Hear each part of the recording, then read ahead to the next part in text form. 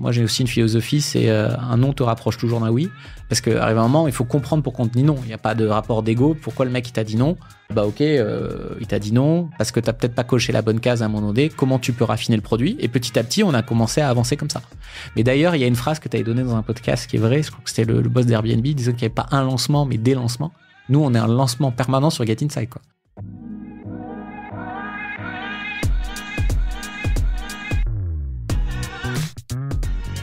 Bonjour, bienvenue dans Le Panier, le premier podcast e-commerce.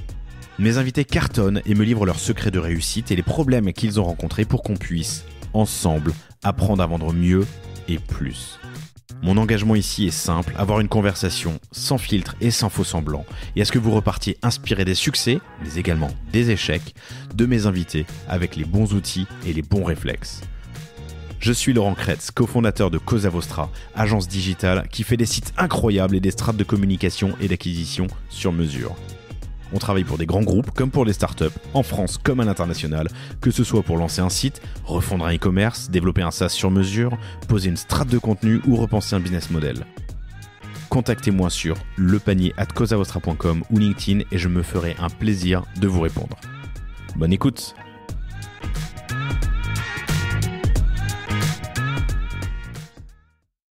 Bonjour à tous, bienvenue sur ce nouvel épisode du Panier. Je suis très heureux aujourd'hui de recevoir Maxime Garrigue. Salut Maxime, ça va? Salut. Maxime a une aventure entrepreneuriale longue, pleine de rebondissements et plein de choses à raconter. Mais aujourd'hui, on parle de ta dernière aventure, Get Inside. On se connaît, depuis 1 an et demi, 2 ans, on s'est croisés dans des vies antérieures, mais on se fréquente, voilà. Et Get Inside est dans l'univers du retail média et c'est les sujets qu'on va aborder aujourd'hui. J'ai reçu il y a quelques semaines Élise Ophel.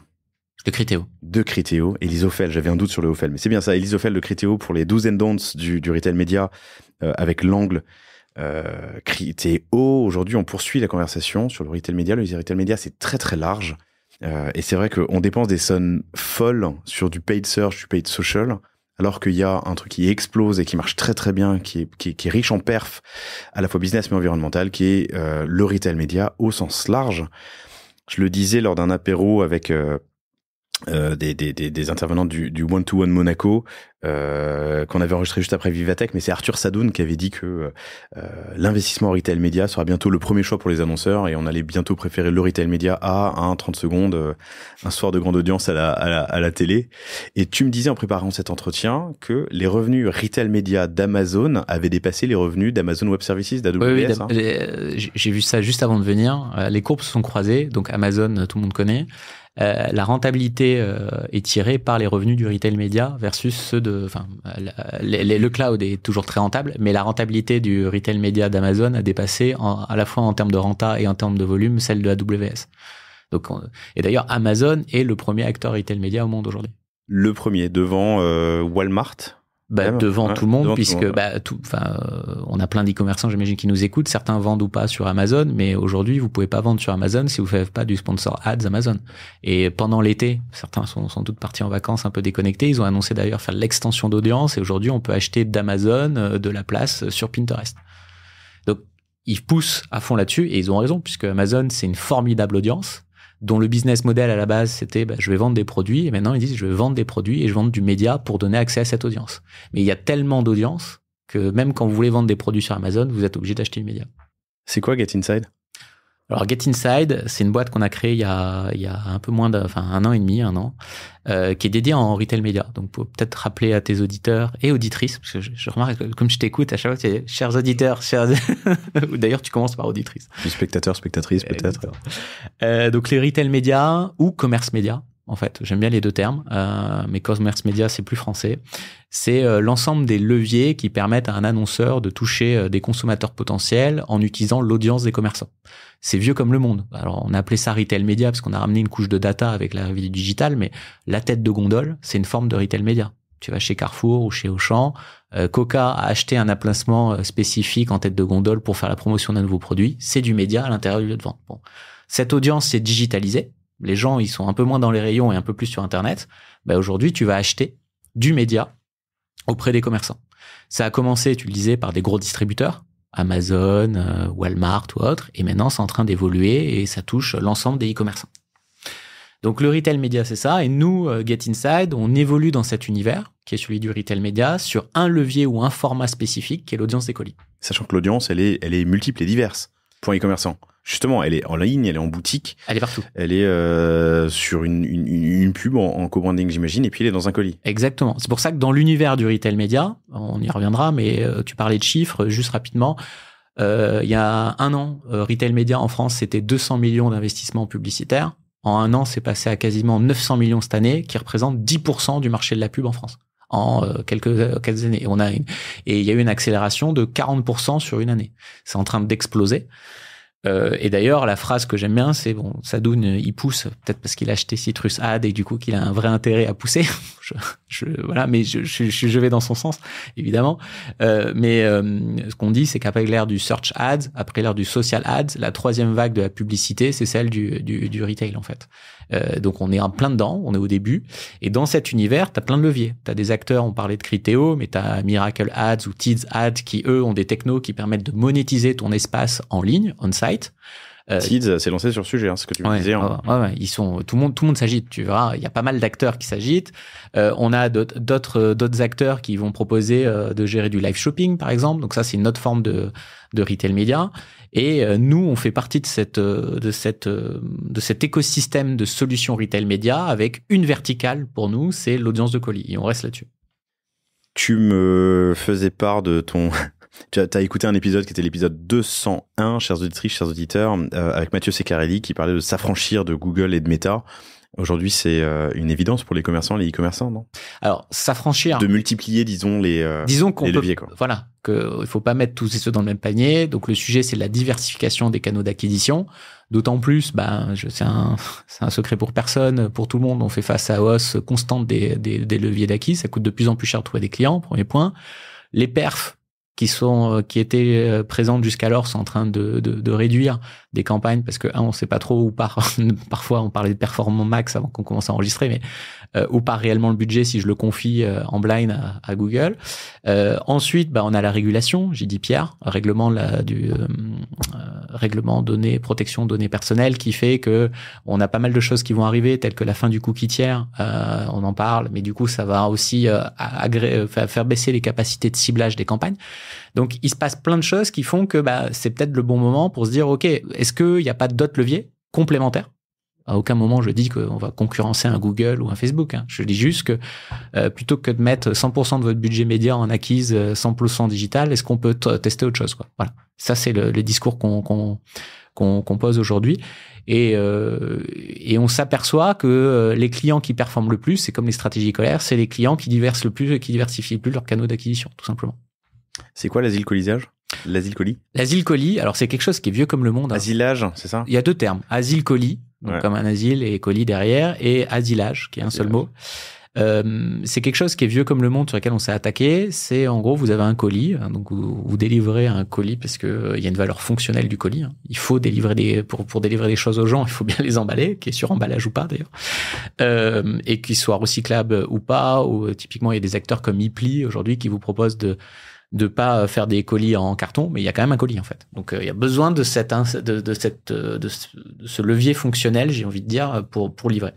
Donc nous, je les cite parce que c'est très sympa comme projet, HIPLI, qui fait un colis réutilisable. Exactement. Voilà. Donc il y a toujours un colis. Un colis. C'est ton point. Plus l'e-commerce va grossir, plus il va y avoir de colis. Voilà, c'est un sujet, mais grosso merdo, est-ce qu'on va mettre plus de choses dans le même colis, réunir des commandes? Il y a plein de leviers là-dessus, mais dans tous les cas, il y a un colis. Et ce colis, nous, va venir insérer un élément ou une expérience publicitaire à l'intérieur de ce colis. Cette expérience publicitaire, ça peut être une carte publicitaire, on y reviendra peut-être tout à l'heure, ou carrément un produit gratuit qu'on va offrir à un client en affinité avec sa commande. L'idée, c'est pas de venir spammer qu'on a pu connaître avant avec des chéquiers ou des trucs un peu crado, excuse-moi, mais c'est plus de ramener de l'expérience client intéressante, publicitaire à l'intérieur des colis. Et donc ça, c'est notre métier. On en a fait une plateforme. On y reviendra peut-être tout à l'heure. Et on parlera de Get Inside, mais pour revenir sur l'asilage ou l'asile colis, effectivement, c'est vieux comme le monde. J'ai l'impression d'avoir toujours eu, peut-être dans mon colis, un flyer en plus, mais ça venait du commerçant ou du commerçant, pas forcément de quelqu'un d'autre. En quoi t'as parlé d'expérience client. En quoi est-ce que ça augmente ou améliore l'expérience client? Alors, plusieurs choses. Nous, notre conviction, c'est que aujourd'hui, ton attention est difficile à capter, quoi. C'est-à-dire que même quand tu regardes un Netflix, t'es en même temps sur ton téléphone. Je sais que tu fais ça, c'est sûr. Et quand tu scroll down sur ton téléphone pendant que tu regardes Netflix, tu vois des pubs que tu payes très cher, ton attention, elle est pas vraiment là, quoi. Et pour peu que, ça c'est un autre exemple que je donne, t'as acheté du display, tu ouvres une page d'un journal, rien que pour trouver la croix, tu te rates, tu cliques sur la bannière et bam, on te dit t'as eu de l'engagement, regarde le nombre de clics qu'on t'a généré. Ça, c'est un peu l'univers aujourd'hui, ce qui se passe en termes d'expérience publicitaire sur Internet. Nous, ce qu'on dit, c'est que l'ouverture d'un colis, c'est un moment d'hyperattention. Ça dure 10, 15, 20 secondes, pendant lequel tu es focus sur ton ouverture de colis. C'est un moment positif, tu as acheté, tu es content de recevoir ton colis de ta marque favorite, tu as à voir la qualité du produit, enfin, tu es là. Donc, en termes d'expérience client, c'est un bon moment. Si, en complément de ce produit, on vient enrichir ta commande avec une offre qui a du sens ou un produit gratuit, exemple, je sais pas, moi, tu as acheté ta tenue pour l'été et puis on t'offre, en même temps que ta tenue pour l'été, une crème solaire. On fait un acte publicitaire tout en améliorant l'expérience client pour ton conso et tout le monde y gagne. La marque qui a annoncé, le e-commerçant qui a accepté d'emporter, et il est rémunéré pour ça, on en parlera sans doute, le e-commerçant qui a accepté d'emporter cette publicité et nous qui sommes finalement le connecteur de cette expérience client. Pour qu'elle soit positive, nous, on agit comme une plateforme, mais aussi comme un studio de création publicitaire, si tu veux, et on va maîtriser la qualité de ces expériences. Tant sur le format, on va mettre du papier recyclé ou du papier FSC pour limiter l'impact carbone de ce qu'on fait. On va faire attention et très attention à la créa, à ce qu'on raconte, au ciblage. Donc, attends, papier recyclé ou papier FSC, hein, t'as dit? Oui, en fait. En gros, c'est du papier qui a été déjà utilisé, qui a été recyclé, ou du papier qui... Issu de forêts gérées éco-durablement. Okay. Ça, c'est important pour nous. On suit même l'impact carbone de nos campagnes, puisque, petite digression là-dessus, aujourd'hui, les colis sont existants, donc on ne crée pas un média. Qu'on soit là ou pas là, ils partent. La seule chose qu'on va faire insérer par l'e-commerçant en plus dans le colis, c'est soit une carte publicitaire. Et cette carte publicitaire, comme on l'a produit, on est capable de gérer son impact carbone ou au moins le suivre. Parce que toute activité économique, malheureusement, a un impact carbone. Nous, ce qu'on dit, c'est qu'on limite au maximum cet impact carbone en ayant des engagements de production de ces cartes, fabriquées en France, papier FSC, donc issu de forêts gérées éco-durablement ou papier recyclé. Et en général, encre, tous les imprimeurs le font pas, encre végétale, pour que quand tu traites la chose, les encres s'enlèvent assez facilement. Donc ça, c'est le caractère un peu environnemental qu'on traite. Et la notion d'expérience, je reviens sur l'expérience, est très importante. Et d'ailleurs, les e-commerçants, ils acceptent ou refusent les campagnes en fonction de ce qu'on leur propose. Ce qui permet d'assurer à l'e-commerçant que l'expérience publicitaire à laquelle il va exposer son audience est assez qualitative. Oui, qui a du sens et que. Mais du coup, ton audience est ultra qualifiée. Enfin, tu es capable de qualifier une audience relativement bien. Tu sais, enfin, quelqu'un qui va recevoir un iPhone. Je pense exemple bête. T'as une adresse, t'as un nom, t'as une destination, t'as un type de. Qu'est-ce que t'as comme données dans l'asilage de manière générale? Alors c'est ça qui est intéressant, c'est que moi je crois à un futur sans données personnelles. Donc on est un média qui n'utilise pas de données personnelles. On n'utilise que du ciblage comportemental par comportement d'achat. Par comportement d'achat. Exactement. Donc je ne sais jamais que c'est Laurent. Tangible. Ouais. Mais je sais pas que c'est Laurent. Par contre, je sais que cette personne a acheté chez tel e-commerçant. Pour le moment, on en est là. On n'est pas encore dans du ciblage par produit acheté parce que ça a des impacts assez forts en logistique chez le e-commerçant. Donc, les gros e-commerçants sont capables d'avoir cette granularité de ciblage parce qu'ils ont automatisé leur chaîne de logistique. Mais tu as reçu pas mal de DNVB. Si tu commandes chez Stella et Suzy, si tu commandes sur Mieux que des fleurs, si tu commandes chez June, ça dit quelque chose de qui tu es. Tout le monde commande pas chez June. Chez June, voilà. Et donc, cette verticalité fait que nous, c'est des ciblages hyper intéressants. Quand tu veux toucher des jeunes mamans urbaines à pouvoir d'achat, tu sais que quand tu tapes chez June, t'es juste. Voilà. Tu me parlais d'évolution du retail média de 200 millions l'année dernière, 900 millions cette année. Tu m'as donné un troisième chiffre ou pas? Une explosion en tout cas. En tout cas, ça augmente. Quelle est la part de l'asilage de l'asile colis dans le retail média aujourd'hui? On l'espère le plus possible. Aujourd'hui, c'est très très faible. Parce qu'en fait, l'asile colis, il y a aujourd'hui sur le marché, il y a des brokers d'asile colis historiques qui bossaient avec des boîtes comme Damar, Blanche-Porte, La Redoute, etc., qui n'ont pas pris la révolution du digital, qui n'ont pas plateformisé, qui ont qui ont pas innové en fait et qui sont plutôt endormis sur leur laurier. Et c'est nous qui arrivons. Et d'ailleurs, très peu d'acteurs d'NVB ou e-commerçants de taille intermédiaire s'étaient lancés dans l'asile colis. Donc nous, on ouvre le marché. Et l'idée pour nous, c'est d'aller prendre une part pas significative parce que ça va toujours être complémentaire à d'autres leviers plus classiques de retail média. Mais aujourd'hui, nous, on veut évoluer là-dedans et c'est là-dedans qu'on va aller chercher des parts de marché. En sachant que l'année dernière, on a envoyé 2 milliards de colis en France. 2 milliards de colis envoyés en France. Tout overall, tout. C'est-à-dire du colis B2B, du colis B2C, du colis C2C avec du Vinted, etc. Grosso merdo, on est autour des 2 milliards de colis envoyés en France et ça va pas s'arrêter. Avant de rentrer dans Get Inside, tes modèles et les typologies de campagne, est-ce qu'il y a des bonnes pratiques en asilage pour un e-commerçant et des mauvaises pratiques? Oui, il y en a même beaucoup. En fait, ce qui est assez intéressant avec ce business, c'est que de prime abord, on se dit, mais c'est facile, tu mets de la pub dans les colis, quoi. Mais en fait, quand tu rentres dans le sujet, il y a plein de petits trucs de pain point ou plein de choses à respecter. On parlait de l'expérience, on parlait de la capacité à trouver la bonne audience, qui font que la campagne performe ou pas. Et donc, déjà, il faut connaître ton audience cible. Et on a pas mal de clients qui ne sont pas sûrs de l'audience qu'ils veulent cibler. Et d'ailleurs, on a des campagnes qui ont sous-performé et d'autres qui ont su-performé, alors qu'intuitivement, on se dit, mais c'est pas la bonne audience. Et donc, déjà, les bonnes pratiques, c'est connaître ton audience. 2, pas prendre ton conso pour un couillon. Et donc, on s'aperçoit que les campagnes qui performent le mieux, évidemment, c'est les campagnes qui apportent le plus de valeur ajoutée à l'utilisateur final ou au client final, soit en termes d'offres ou soit en termes d'expérience client. Je reprends l'image, mais si tu spams ton conso avec une expérience publicitaire pas cool, la créa elle raconte rien et l'offre elle est pas intéressante, il va rien se passer en fait. Donc la notion d'expérience client, elle est clé. Et puis après, déjà ça c'est compliqué à bien respecter. Et puis après, on est classiquement sur un levier média avec les mêmes critères ou les mêmes enjeux qu'un autre levier média. Mais plutôt quel type de campagne, quel type de call to action?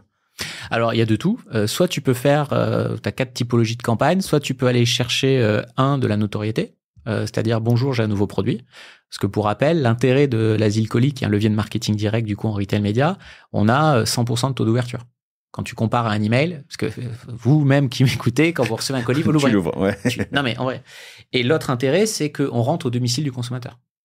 Donc, quand tu délivres typiquement un nouveau produit, un full size, donc une taille, et que tu offres ce nouveau produit, tu fais rentrer ton produit dans la maison du consommateur. En moyenne, il y a 2,19 personnes dans une maison en France. Donc, tu as un reach 100% d'ouverture et tu as un reach de contact estimé qui est quand même conséquent. Déjà, ça, en termes de noto, c'est hyper intéressant. Et comme je te le disais tout à l'heure, comme en plus, c'est lors d'un moment d'hyper attention qu'est l'ouverture de colis, tu as la prise en main qui est systématique. Des fois, quand on pitch un peu Get Inside, on dit ouais, mais je dirais pas le nom, mais oui, moi j'ai déjà eu ça. D'ailleurs, c'était pour un caviste. D'ailleurs, j'ai gardé un peu la carte, puis après j'ai jeté à la poubelle, je l'ai pas activé, donc ça marche pas votre truc. Et je dis ok, c'est quoi la dernière pub AdWords que tu as vue? Enfin Google Ads. Il a pas su me répondre. Mais là, tu me sais que tu avais pris ça en main et que tu l'as jeté. Et donc en fait, la notion même de média tangible que tu prends en main dope tout ce qui est notoriété et la mémorisation. Donc ça, c'est le haut de funnel. Et après, tu peux aller faire sur la carte, tu peux aller suivre de l'engagement, parce que nous, on met un QR code qu'on trace, tout ça est tracé par Get Inside. Tu peux mettre un code de réduction pour une activation produit. Tu peux mettre tout ce que tu veux qui permet derrière d'aller en bas de funnel, qui est la conversion. Tu peux très bien organiser un jeu concours en disant, bah voilà, dans tous nos colis, ce mois-ci, il y a un ticket d'or, j'ai n'importe quoi, venez vous inscrire sur la plateforme et là, tu vas faire de l'acquisition d'emails ou de contacts qualifiés. Tu peux faire toutes les mécaniques médias que tu connais par ailleurs. Cool. Get Inside, tu l'as créé en 2022, l'année dernière. Vous avez fait une petite levée de fonds. Vous avez déjà 150 commerçants et e-commerçants en base. Et ça, c'est assez impressionnant. Déjà 40 millions de colis sous gestion. 40 millions de colis référencés, dans lesquels tu peux positionner quelque chose. Ouais. Ok. Et déjà fait une centaine de campagnes, et tu nous diras, tu nous en parleras plus. Il y a peut-être un sujet par lequel on peut commencer pour parler de Get Inside, c'est les types d'offres. Il y a une marketplace, il y a du SaaS. Ouais, il y a deux. Enfin, vous l'avez compris, le concept est, on pense que l'audience des colis, c'est un formidable levier média. Donc nous, Get Inside, on est une plateforme de retail média dédiée à la monétisation et à l'échange de cette audience. Donc, pour ce faire, on a 3 solutions d'Asile Colis qui sont intégrées sur la plateforme, qui sont utilisables en ligne.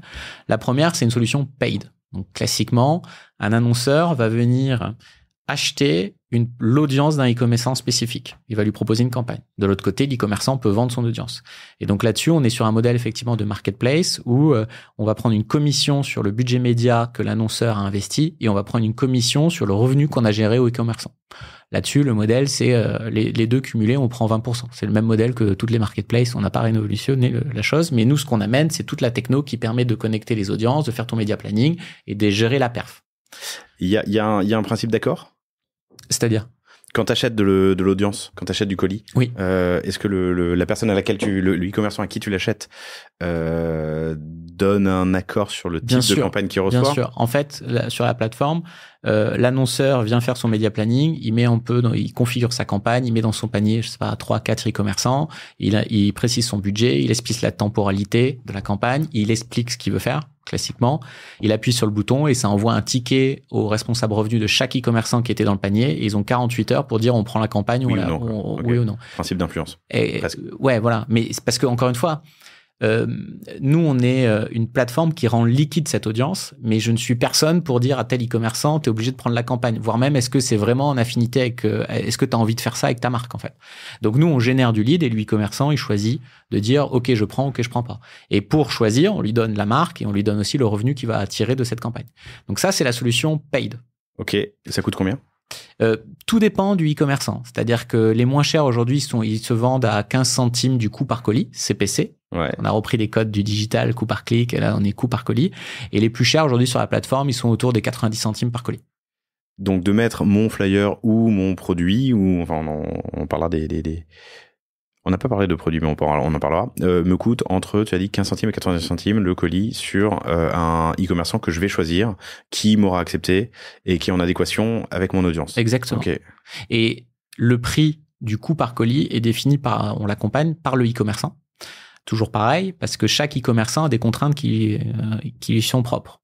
Donc il faut entendre, une contrainte de coût de picking.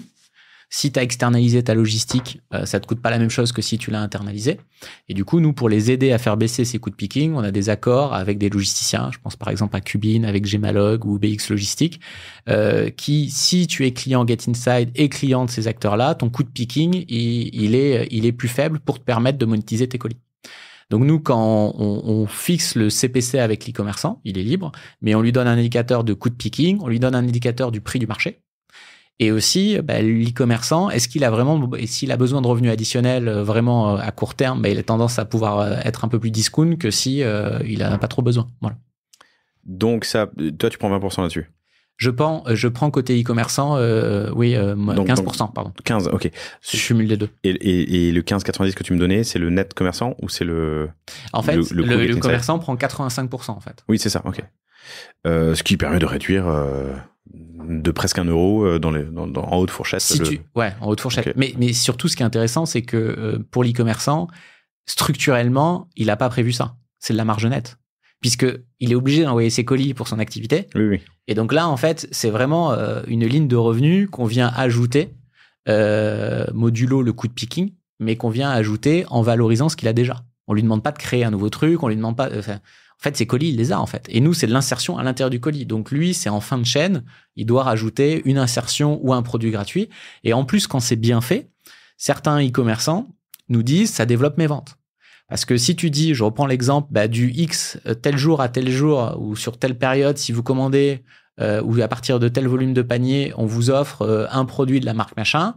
Si la campagne est bonne, tes consos, ils vont être contents et ils ont tendance à vouloir avoir le produit.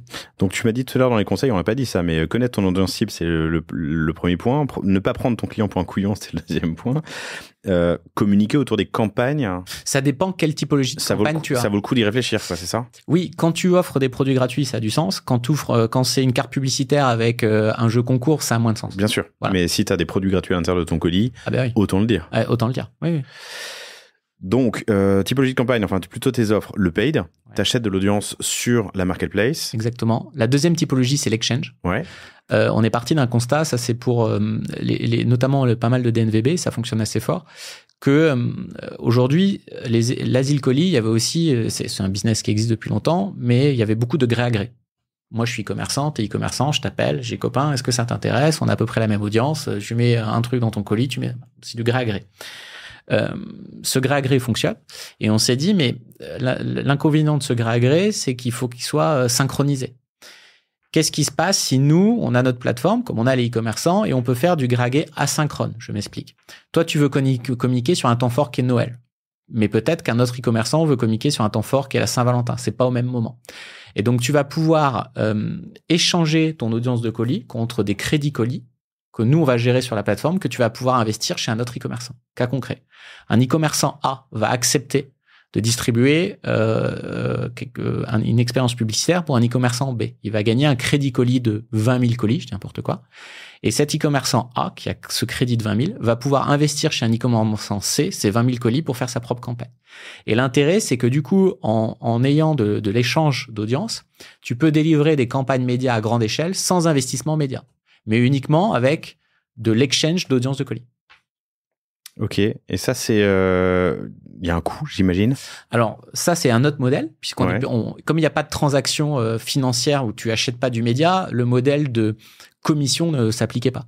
Donc là, il faut que tu rentres dans l'exchange. Donc, on a des frais d'adhésion annuels, parce qu'on a un enjeu, c'est que les gens qui rentrent dans l'exchange restent à minima sur une année pour rendre les crédits ou être à zéro, parce que sinon, tu fais ta campagne, tu pars, et puis moi, je me retrouve avec du débit colis. Donc, on a des frais d'adhésion de 790 € à l'année, hors taxe, et après, par campagne, et qu'importe le volume, on va te facturer pour gérer ta campagne, on parlera sans doute des ops après, 350 €, peu importe le volume de ta campagne. Typiquement, on a accompagné le slip français qui a fait une campagne super, d'ailleurs, ils ont réussi à faire 50 000 précommandes de slip à 20 €, et ils ont utilisé l'exchange pour annoncer dans les colis des HelloFresh cet été, et la campagne, c'est-à-dire l'exchange, leur a coûté que c'est 350 € la campagne en elle-même. Bon, il a pris la licence, mais voilà, c'est ça l'idée. Ça, c'est la deuxième solution, qui est l'exchange. Et la troisième solution qu'on a baptisée le hub, c'est pour faire des campagnes de trade, marketing ou de contrepartie. Donc, rappel, quand vous êtes un e-commerçant et que vous distribuez des marques de tiers, exemple, vous vendez des chaussures de running, vous vendez du Nike, du Adidas, etc. Vous produisez pas vous-même vos chaussures. Les marques ont des budgets de promotion et donc qui investissent ces budgets auprès des e-commerçants pour qu'ils fassent la promotion sur des pages de catégories, que sais-je, voilà. Et donc nous, on a notre techno qui permet à n'importe quel e-commerçant qui fait la distribution de marques tierces de lui proposer d'annoncer dans les colis. Et en faisant ça, nous, on voit pas le deal, l'argent qui va directement de la marque au e-commerçant, mais il sous-traite chez nous, de manière assez simple avec notre interface, le fait de gérer la campagne. Et donc, ça permet à des gros distributeurs, par exemple, avec Boulanger, de rendre liquide leur ligne colis, entre guillemets, et de gérer en direct le flux financier. Et donc, nous, on est juste l'opérateur qui permet à l'annonceur, qui serait dans le cas de Boulanger, Bose ou Samsung, de venir booker le volume de colis, de sélectionner toute sa période, de tout gérer clé en main, et nous, on opère tout.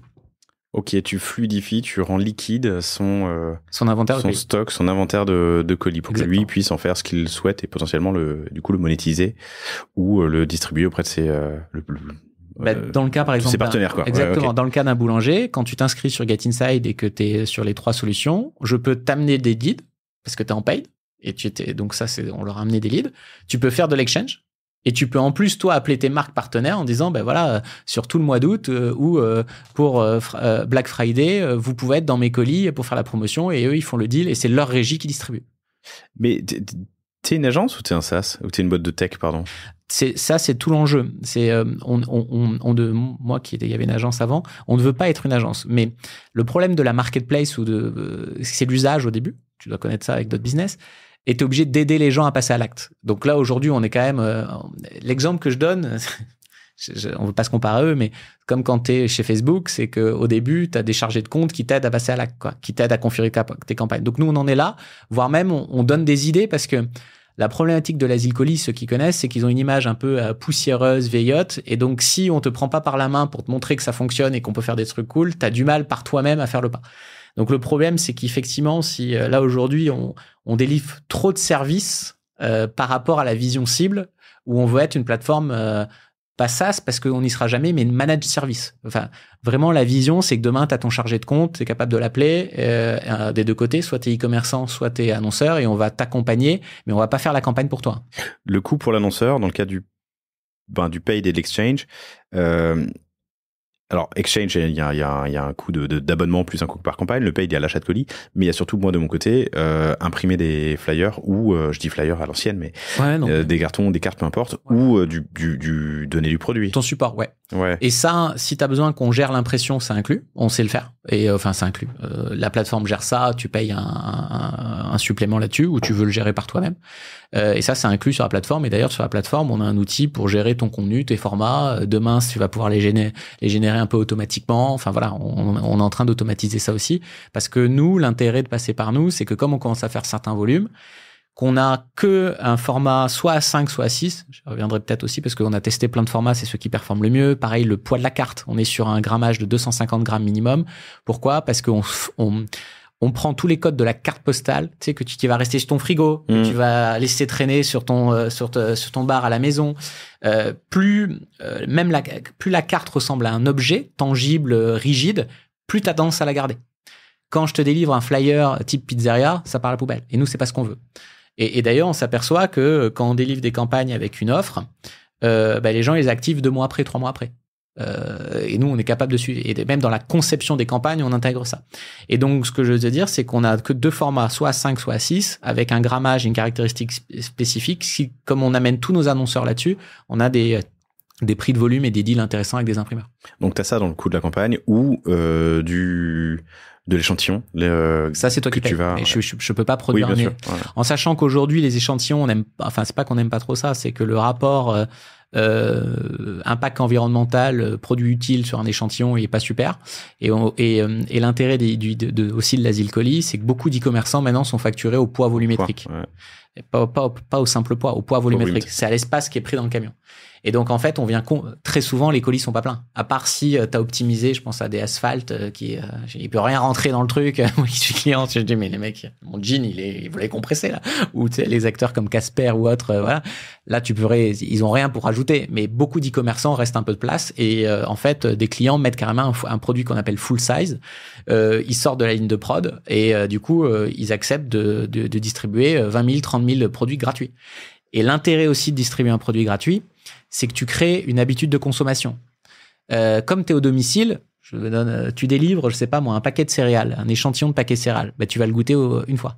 Tu délivres un vrai paquet de céréales. Il va rester à la maison et pendant une semaine, toute la famille va taper dedans en fait. Et de là, tu commences à créer vraiment une habitude de consommation. Et ça, c'est la force du truc, c'est qu'on rentre chez les gens. Ok, hyper intéressant. Mais ça me permet d'enchaîner sur les ops. Une fois que j'ai acheté ma campagne en paid ou que j'ai fait de l'échange avec un autre e-commerçant, qu'est-ce qui se passe? Où vont les flyers? Comment je gère moi avec mon logisticien? Je t'explique. Donc déjà, tout ça, tu le fais en ligne. Voilà. Donc on a une plateforme, login, mot de passe, tu crées ton compte, etc. Tu configures ta campagne elle part, le lead il va chez chaque e-commerçant, tout le monde accepte. C'est parti. Nous, on a un chargé de compte qui est automatiquement une sorte de chef de projet alloué à ta campagne. Ça, c'est pareil. Beaucoup d'e-commerçants ont arrêté ou ne voulaient pas pratiquer l'asile colis parce qu'effectivement, tu vas pas staffer quelqu'un pour gérer 2 campagnes dans l'année qui vont te rapporter Y. Ça n'a pas de sens. Mais nous, comme on mutualise toutes les campagnes, moi, j'ai des chefs de projet de campagne d'asile, en fait. Donc, on va aider l'annonceur à finaliser sa créa. Lui, il va uploader sa créa, on va lui faire des feedbacks parce que nous, on a appris beaucoup de choses dans la formalisation. Moi aussi, j'ai appris aussi beaucoup de choses sur, c'est pas des nudges, mais quand même, dans la formulation, sache que tu as plus d'aversion à perdre qu'à gagner. C'est un truc de dingue. C'est que ça fonctionne mieux de dire économiser quelque chose que gagner 20 balles. Parce que les gens, ils ne veulent pas perdre. L'exemple que je donne à chaque fois, c'est tu dois avoir une assurance vie ou que sais-je, tu te connectes à ton Boursorama, ça a gagné 2%, t'es content. Mais quand ça a perdu 2%, ça te marque encore plus, t'es ravagé. Et donc, en fait, il y a une aversion à la perte. Et donc, ça, c'est des choses qu'on a appris. Et donc, dans la manière de formuler les offres, on a du learning maintenant. Donc, on sait ce qui performe, etc. Bon, voilà. Donc, ça, déjà, on va accompagner les annonceurs à raffiner leur campagne. Et donc ça, on a des gens en interne, on a le studio, si tu as besoin de la créa, on est capable de t'accompagner sur la créa. On va faire imprimer chez nos partenaires avec nos contraintes qu'on donne de format, mais aussi environnemental et des coûts, des bons rapports qualité-prix. Et c'est nos partenaires imprimeurs qui vont directement shipper l'impression et qui est, colisée en fonction du volume que chaque e-commerçant doit faire dans les entrepôts des e-commerçants. Ces entrepôts des e-commerçants, soit ils sont en propre, soit c'est des entrepôts qui sont délégués, comme tu disais tout à l'heure. Donc un Cubin, un Gemalog, à qui vous allez, l'imprimeur par exemple va envoyer les A5 ou les A6, les cartes imprimées, ou moi mes échantillons ou mes produits full size, quoi. Et côté e-commerçant ou logisticien, il a accès à la plateforme, il va confirmer sur la plateforme qu'il a bien reçu le volume, et à chaque fois et toutes les semaines, il va venir reporter de manière assez simple. C'est un espèce de DocuSign. Tu vas dire, OK, j'ai fait 10 000, j'ai fait 20 000. Et du coup, nous, on va pouvoir suivre, la délivrabilité de la campagne. Et comme c'est nous qui avons imprimé et géré la créa, chaque carte est suivie, il y a un QR code et chaque scan remonte sur la plateforme et on est capable de suivre la perf, délivrabilité, perf de campagne. Et si toi, en tant qu'annonceur, tu as mis un code unique, tu as fait un jeu concours, tu es capable d'avoir le fin du tunnel, c'est-à-dire la conversion. Et donc, on a un média où on est capable de te garantir le taux d'ouverture, la délivrabilité, l'engagement et la conversion. Et les logisticiens sont à l'aise avec ça? Il y a un peu de training à faire, non? Alors, parce que le mec envoyait mes colis jusqu'à présent et qui allait piquer sur les étagères les colis vendus, les produits vendus, il faut lui dire en plus à la fin, rajoute-moi le flyer ou l'échantillon. Mais il faisait déjà, en fait, c'est des coûts de picking supplémentaires. Ouais. C'est un objet à piquer en plus, quoi. Et c'est pour ça qu'on a négocié avec eux d'ailleurs un coût moindre, mais ils savent le faire, il n'y a aucun problème. Cool, hyper intéressant. C'est quoi tes enjeux? C'est trouver des annonceurs, trouver des e-commerçants, les deux, trouver des partenaires? Non. J'imagine que... Le gros enjeu, là, où vraiment on se casse la tête, comme tout le monde, c'est trouver des e-commerçants. Alors pourquoi? Parce que l'e-commerçant, c'est quelqu'un qui est très occupé. Qui est très occupé, qui est focus sur ses marges, qui a pas de temps, tout son temps c'est optimisation. Et quand t'as un gars qui lui envoie, tu connais l'asile colis par email, autant te dire, ça n'ouvre jamais. Surtout qu'il y a un a priori assez négatif sur le truc. Pourtant, quand les e-commerçants nous prennent au téléphone et on leur fait la démo de la plateforme, on a 80% de taux de transfo, quoi. Parce qu'on t'explique, en gros, on va t'amener du revenu, t'es pas obligé de le prendre. Il y a pas grand chose à perdre, en fait. Il y a plutôt tout à gagner. Donc, l'enjeu, effectivement, c'est nous faire connaître et recruter du e-commerçant. Les annonceurs, on en a suffisamment. C'est-à-dire que ça nous arrive assez souvent qu'on a des annonceurs qui se connectent à la plateforme et qui n'aient pas l'audience en face qu'on puisse vendre, en fait. Donc nous, vraiment, notre enjeu, c'est monter en volume, c'est sur les e-commerçants. Donc c'est le 40 millions, le faire passer à 400, quoi. Oui, parce qu'en fait, le chiffre 40 millions est impressionnant, mais tu vends pas 100% de l'inventaire. Bien sûr. Donc, on doit augmenter cet inventaire pour multiplier les chances de vente, multiplier le fait que les marques soient intéressées. Et puis l'autre truc que je dis, c'est que sur ce business-là, je pense pas qu'il y aura 15 plateformes demain. Enfin, je prends l'image d'un JC2Co. Si tu veux annoncer dans un aéroport aujourd'hui, t'as JC2Co et c'est tout, quoi. Et donc, sur ce business, il y a quand même une course au volume. Et une fois qu'on aura une part significative des e-commerçants, que ça soit sur l'exchange ou sur le paid ou sur le hub, c'est difficile de nous rattraper. Donc, vraiment, l'enjeu, c'est consolider notre volume oui, je pense. Ok. Boulanger, Auchan, La Belle Vie, HelloFresh, Mug des Fleurs, t'en as parlé. The Braderie, Petit Ballon font partie de tes clients. T'as déjà fait plus d'une centaine de campagnes depuis quelques mois, du coup, parce que une petite année, c'est assez récent. Qu'est-ce que t'as vu en bien, qu'est-ce que t'as vu en pas bien? Drôle de question. Alors plutôt, quelles sont les raisons pour lesquelles des campagnes auraient pu mieux performer? Toujours pareil, ce que je te disais tout à l'heure, c'est vraiment...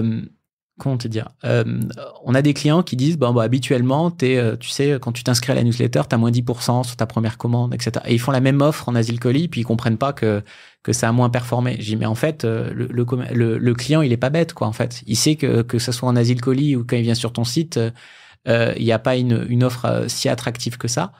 Vraiment, les campagnes qui ont le plus performé, c'est une bonne affinité avec l'audience et une expérience publicitaire vraiment intéressante, pas forcément en termes de réduction. Parfois, c'est de l'upselling où tu offres quelque chose en plus, donc on n'est pas là pour faire du discount, mais ce qui a bien fonctionné à chaque fois, c'est des campagnes très affinitaires. Très affinitaires. Là, j'ai en tête, on a Pépette, par exemple, qui a fait une campagne avec La Belle Vie, en région parisienne, ça a cartonné. Tu te fais livrer ta nourriture pour hommes et en plus homme humain, pardon. Et en plus, t'as une offre pour tester Pépette pour ton chien et ton chat, avec une carte, j'ai mis sur mon LinkedIn, très sympa, très visuelle, qui dit, ben voilà ce que vous donnez habituellement à votre chien et à votre chat, voilà nous nos produits, très visuel, tu comprends, t'as une offre de test hyper intéressante, c'est parti. Et là, on va tester, il y a certains acteurs que tu as reçus, on va peut-être faire quelque chose avec Lilyskin, par exemple, parce que Lilyskin, ils ont un pad qui, une fois que tu l'as utilisé une fois, apparemment, t'es addict, quoi. Moi, je me démaquille pas, donc voilà, je peux pas témoigner de ça. Et donc là, on va distribuer le pad dans les colis. Parce que si tu fais la force de ce média-là, c'est qu'on est capable de faire tester, goûter, sentir, etc. Donc si tu as un produit dont faire goûter, sentir et tester, c'est clé pour l'acte d'achat, mais on peut te le distribuer. Et donc là, on va voir ce que ça va donner, par exemple. Cool. Lilyskin, super épisode enregistré un peu avant l'été que je vous recommande, chères auditrices, chers auditeurs. Cool. L'ambition. Qu'est-ce que tu te fixes comme objectif? Alors 2023, c'est bientôt fini, mais 2024 ? Dans un an, qu'est-ce que tu me racontes? J'espère te raconter des bonnes nouvelles en termes... Non, mais l'idée, c'est qu'on soit identifié comme un levier de monétisation et d'échange d'audience de colis numéro 1 en France, mais aussi à l'étranger. Parce que là, on a des acteurs qui nous proposent, on n'y va pas parce qu'on n'est pas sizé pour de faire ce business au UK ou en Allemagne ou autre. Parce qu'en fait, nous, notre plateforme, une fois qu'elle est là, tu la traduis en allemand... en anglais, c'est parti en fait. Il y a pas de biais culturel. Tout le monde ouvre des colis, que tu parles italien, espagnol, il y a pas de biais culturel. Et tout ce marché de l'asile colis est similaire partout en Europe. C'est-à-dire qu'il y a plein de petits brokers, mais il y a personne qui s'est attaqué au sujet pour le plateformiser tel qu'on le fait, en mettant une techno, etc. Voilà. Donc ça, c'est le premier point. C'est se consolider en France et peut-être demain à l'étranger.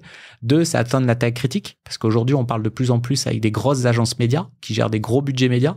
Je m'explique. Quand t'es, donc c'est un cas d'illustration, mais quand t'es L'Oréal et que tu dois toucher 400 000 Françaises, tu peux pas aller appeler la petite DNVB. Par contre, si t'es L'Oréal et que t'appelles Get Inside, tout de suite, t'as accès à 150, demain peut-être 400 e-commerçants. Ce qui fait que pour une campagne, pour toucher une cible féminine CSP+, bah, tu vas pouvoir mettre, entre guillemets, dans ta campagne, en même temps, sur une même période, 10 e-commerçants. Et tu auras un effet blast. Et donc, nous, on a un enjeu de volume pour aussi intéresser des gros annonceurs. Et dans tes enjeux de développement et pour aller trouver des nouveaux clients, est-ce que t'as pas intérêt à aller te maquer avec justement des logisticiens, des gros logisticiens, tu vois, pour que eux soient tes ambassadeurs, un Cubin, un Big Blue, j'en sais rien.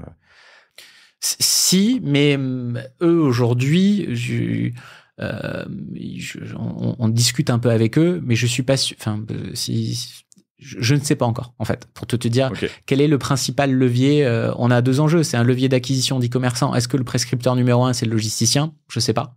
Voilà. Est-ce que le prescripteur numéro 1, c'est l'annonceur qui, parce que je te dis que j'ai L'Oréal, tu vas venir sur ma plateforme parce que ça t'intéresse? On n'a pas encore craqué le truc sur ce point-là, quoi. Mais on s'aperçoit que plus on parle aux e-commerçants, c'est assez marrant puisque les e-commerçants qu'on approche pour avoir leur audience, ils deviennent nos propres clients aussi en annonceurs. Parce qu'un e-commerçant, il est quand même très sensibilisé à la puissance du colis. Et en gros, il dit, mais en fait, l'argent que j'arrivais à générer avec la plateforme, est-ce que je peux pas le réinvestir? Et bien sûr. Ou voire même, certains disent, bon, en fait, j'ai un temps fort, vas-y, on teste parce que, moi, toucher l'audience de tel e-commerçant, ça fait sens pour moi. Et je sais que c'est pertinent. Donc ça, c'est des choses qu'on doit travailler. On est au début pour le moment de tout ça. Et le troisième point, c'est avoir plus de learning de campagne.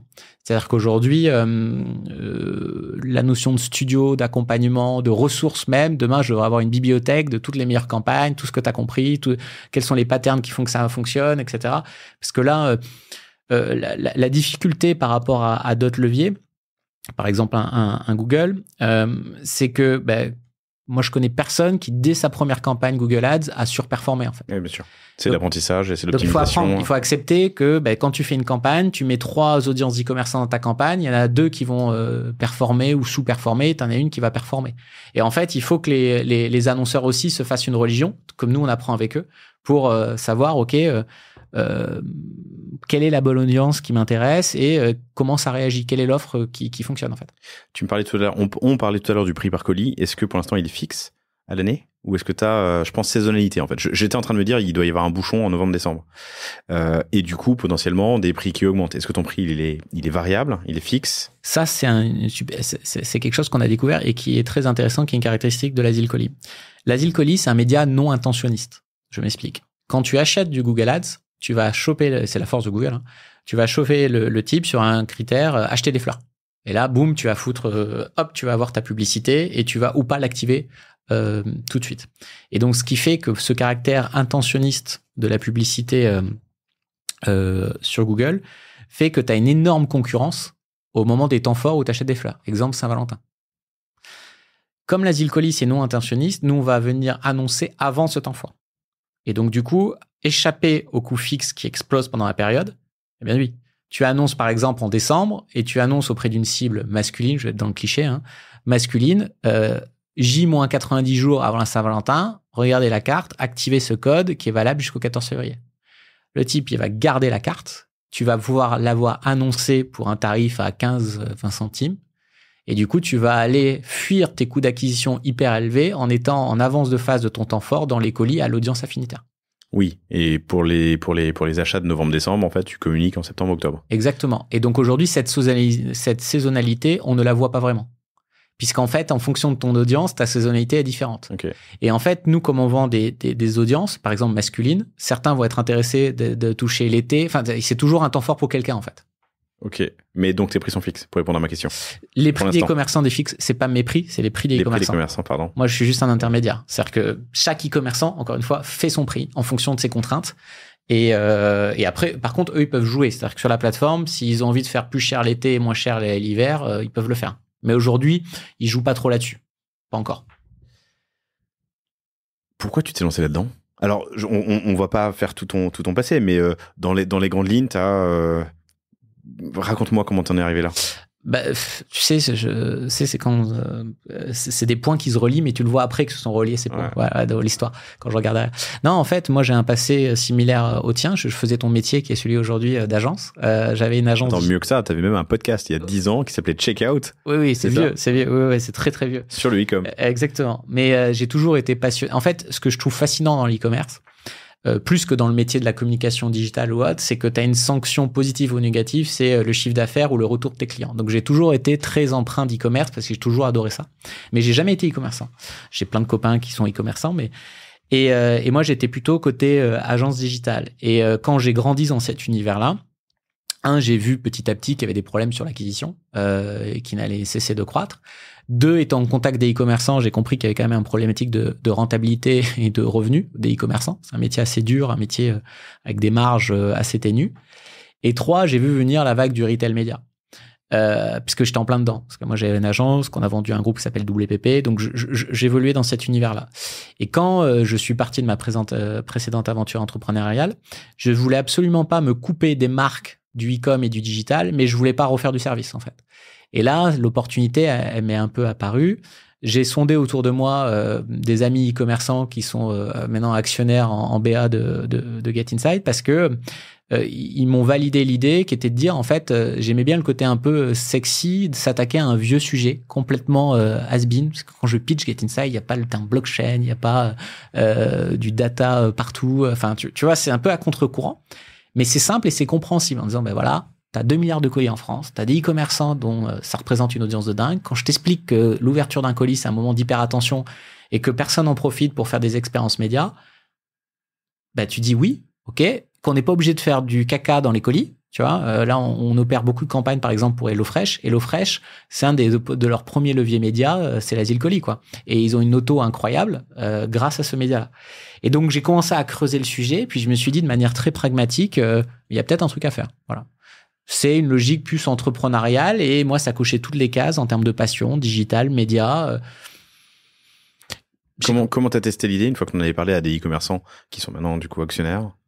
Eh ben, en fait, déjà, comme il y a déjà des acteurs sur ce marché, des brokers qui vivent, déjà, quand tu as des concurrents, c'est qu'il y a un marché. Ouais. Donc, la concurrence, c'est bien. La concurrence, c'est bien. Premier point.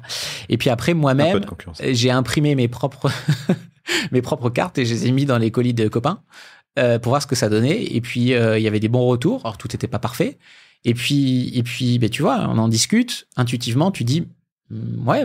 Attends, t'as pris 2 copains Et t'as mis les cartes de l'un et les colis de l'autre? Non. J'ai pris des cartes que j'ai mis dans les colis d'un e-commerçant d'un copain et j'ai regardé le retour de ces cartes. Et ces cartes, c'était quoi? C'était une campagne pour un autre e-commerçant? Non, c'était pour lui-même. C'est-à-dire que on avait testé des différentes offres et en fait c'était une manière de tester aussi des formats, la pénibilité du fait d'insérer des choses dans un colis. Okay. Donc j'étais sur la chaîne, le picking à la fin. Lui il a internalisé. Les opérateurs me disaient en fait ça me prend 2 secondes, il y a pas de problème. Tant que t'as pas trop de segmentation, c'est facile.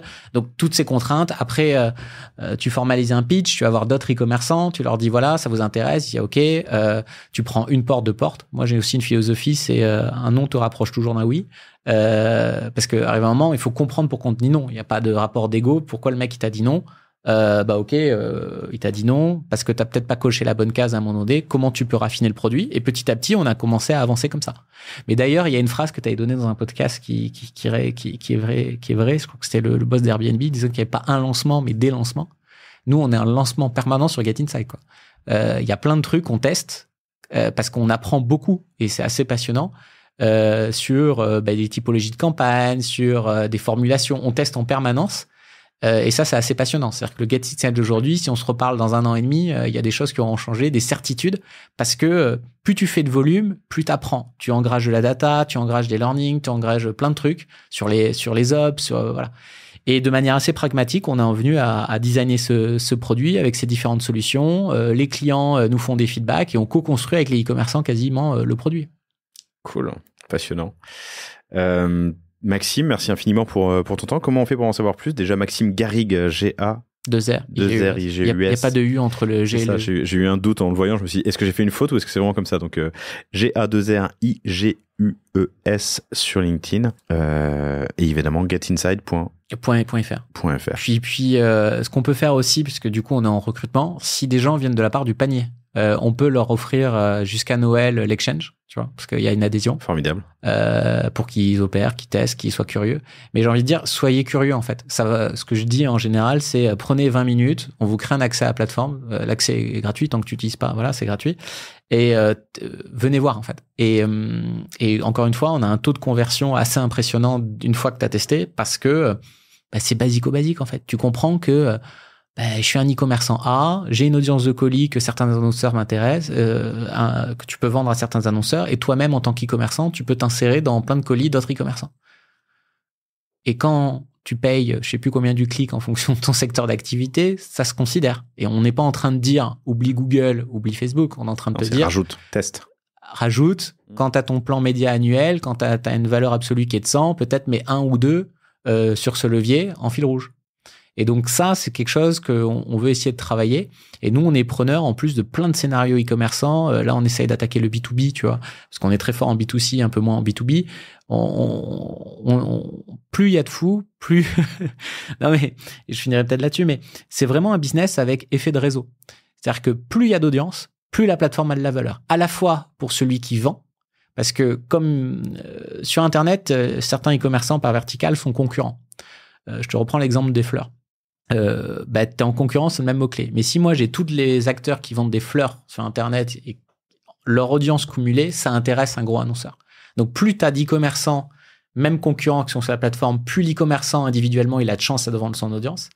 Et inversement, plus il y a d'annonceurs, plus les e-commerçants vont être intéressés de venir. Donc, cet effet de réseau, c'est plus il y a de monde, plus la valeur de la plateforme grandit. À partir de combien de colis par an? Ça, c'est la contrainte qui est donnée par l'e-commerçant. Certains e-commerçants vont te dire à partir de 1000, moi je joue. D'autres, ils vont te dire, t'es gentil, mais à partir de 6000, sinon je bouge pas, quoi. Voilà.